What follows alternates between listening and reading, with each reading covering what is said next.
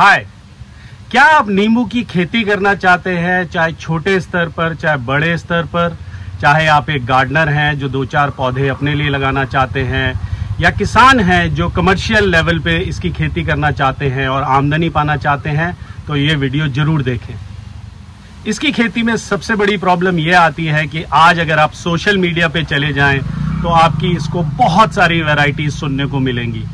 कोई बोलेगा कि पाकिस्तानी नींबू लगाएं, कोई बोलेगा कि इजराइल का नींबू लगाएं, कोई बोलेगा सीडलेस लेमन लगाएं, कोई बोलेगा 12 नींबू लगाएं, या कोई बोलेगा देसी कागजी नींबू लगाएं। हालत ये हो गई है कि इतनी सारी वैरायटीज और इतनी सारी किस्में सुनने के बाद आपका सर चकरा जाएगा और आपको समझ में ही नहीं आएगा कि मेरे लिए कौन सा नींबू सही है।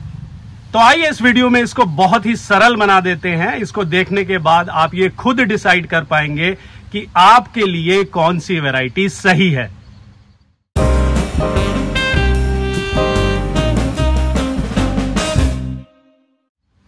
मेरे पर्सनल एक्सपीरियंस के हिसाब से इतनी सारी वैरायटीज जो चारों तरफ छाई हुई हैं, इनको आप प्रैक्टिकल तौर पे 3 भागों में विभाजित कर सकते हैं। पहला होता है जो मोटा नींबू होता है, जिसका छिलका भी मोटा होता है, जिसको सीडलेस लेमन या थाई लेमन बोलते हैं। दूसरा है कुंभकाठ या पाकिस्तानी नींबू, जो थोड़ा छोटा होता है, छिलका भी बहुत पतला होता है। और तीसरा होता है कागजी नींबू। तो चलिए आगे बढ़ते हैं और इन तीनों तरह की किस्मों पर विस्तार से बात करते हैं।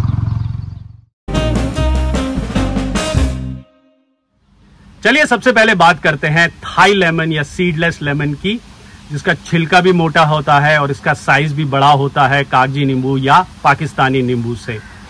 इसमें भी कई वैरायटी हैं, कुछ बिल्कुल गोल होते हैं और उसके पौधे के पत्ते थोड़े चौड़े होते हैं, कुछ थोड़े लंबे होते हैं, बिल्कुल गोल नहीं होते, उनके पत्ते थोड़े छोटे होते हैं। मैंने ये अपने यहाँ लगाए हुए हैं और ट्रस्ट मी, ये आपको 12 महीने फल देते हैं।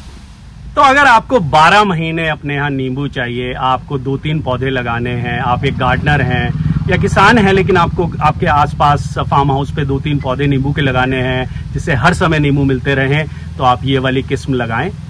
इसमें दिक्कत थोड़ी सी ये है कि इसका जो पौधा है वो सीधा नहीं बढ़ता है, झाड़ी नुमा बढ़ता है। जो इसके तने हैं हमेशा लटके रहते हैं, नींबू एंड पे लगते हैं, तो आपको इसको मैनेज करना पड़ता है, मेंटेन करना पड़ता है, इसको थोड़ा ऊंचा करना पड़ता है डंडी से, जिससे नीचे नींबू लग के खराब ना हो। और थोड़ा मोटा छिलका होता है, तो इसको जब आप निचोड़ते हैं तो उसमें थोड़ी ताकत लगानी पड़ती है। नींबू उतना नहीं निकलता है जितना आप कागजी नींबू के साइज से या पाकिस्तानी नींबू से ले लेंगे। और तीसरा ये है कि लोग कहते हैं ये सीडलेस लेमन है, लेकिन इसमें करीब 4-6 तक मैक्सिमम सीड निकल जाते हैं, किसी में 1, किसी में 2, किसी में 1 भी नहीं। लेकिन अगर आप कॉकटेल वगैरह बनाना चाहते हैं, मॉकटेल्स बनाना चाहते हैं और आपको शिकंजी चाहिए 12 महीने, नींबू चाहिए यूज करने के लिए, तो ये पौधा एकदम उपयुक्त है। यही नहीं है, आपको 5-6 महीने से ही नींबू देना शुरू कर देगा, 1-1, 2-2। मेरे यहाँ कई पौधे हैं जो अभी 1 फीट और 1.5 फीट के ही हैं, लेकिन उसमें 1-2 नींबू आ रहे हैं। तो ये मेरे हिसाब से असली 12 मासी नींबू है, लेकिन एक कागजी नहीं। अब बात करते हैं पाकिस्तानी नींबू की, जिसे कुंभकाठ भी बोलते हैं। ये नींबू थोड़ा छोटा होता है और इसका जो छिलका होता है वो बहुत पतला होता है। कई बार तो जब आप इसको तोड़ते हो तभी उसका छिलका उतर जाता है और इसको हाथ से ही आप निचोड़ सकते हैं बड़े आराम से 2 उंगलियों से।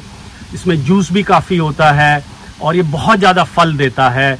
लेकिन प्रॉब्लम इसकी ये है कि ये गर्मियों में फल कम देके सर्दियों में देता है। गर्मियों में तो ना के बराबर फल होते हैं, अगर रुक भी जाते हैं फल या फूल तो वो आपको अच्छी प्रोडक्टिविटी नहीं देते। तो आप मान के चलिए कि सर्दियों में फल आते हैं। मेरे यहाँ अब बनने शुरू हैं नींबू, ये अक्टूबर, नवंबर, दिसंबर में जाके बनेंगे। दूसरी प्रॉब्लम यह है कि इसका छिलका बहुत कमज़ोर होता है, तो आप इसको बहुत दिनों तक रख नहीं सकते, आप इसको ट्रैवल नहीं करा सकते। अगर आपको कहीं भेजना है तो उसमें बड़ी दिक्कत है, ट्रांसपोर्ट में ख़राब हो जाएंगे, ये सड़ने लगते हैं। तीसरी प्रॉब्लम यह है कि जब आप इसको निचोड़ेंगे तो इसमें नींबू के रस के साथ साथ उसका जो अंदर का वाइट होता है वो भी गिरता है, तो वो मज़ा नहीं आता जो कागजी नींबू में आता है। बट अगेन, अगर आप का घर है, घर के आसपास आपको 1-2 पौधे लगाने हैं, घर का यूज़ करना है, तो आप ज़रूर लगाएं इसको। लेकिन कमर्शियल पर्सपेक्टिव से मेरे हिसाब से ये नींबू नहीं है।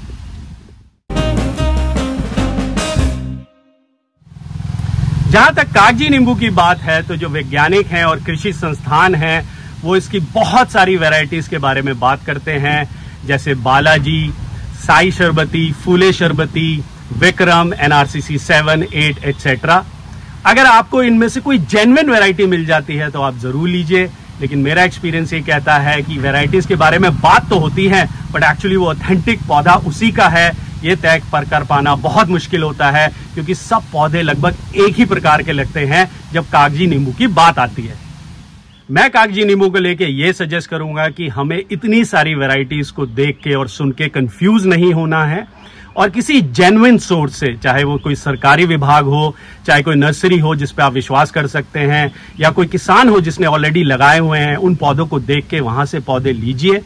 मैंने अपने यहाँ मेरठ के बागवानी विभाग से करीब 30 पौधे लिए थे नींबू के, कागजी नींबू के 3 साल पहले, और आज वो बहुत अच्छा फल दे रहे हैं।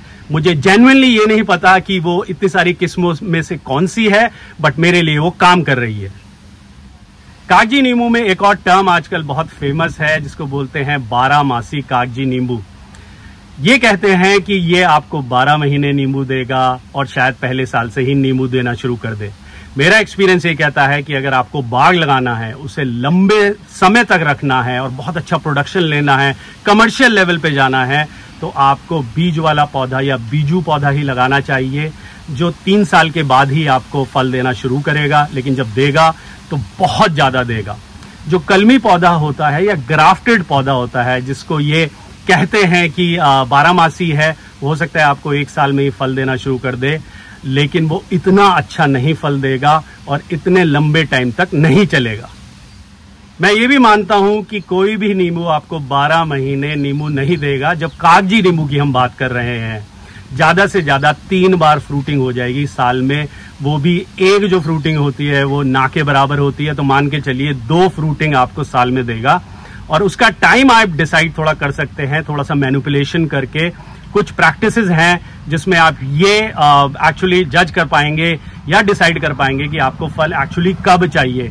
उसमें रूट प्रूनिंग भी आती है और कुछ और प्रोसेसेस हैं जिसका मैं अलग से वीडियो बनाऊंगा। बट 12 नींबू मेरे हिसाब से जो 12 महीने नींबू दे, ऐसा कोई कागजी नींबू नहीं है।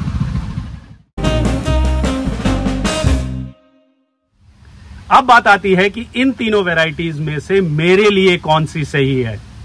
तो ये इस पे निर्भर करता है कि आपका अल्टीमेट ऑब्जेक्टिव क्या है, आप किस उद्देश्य से खेती करना चाहते हैं नींबू की।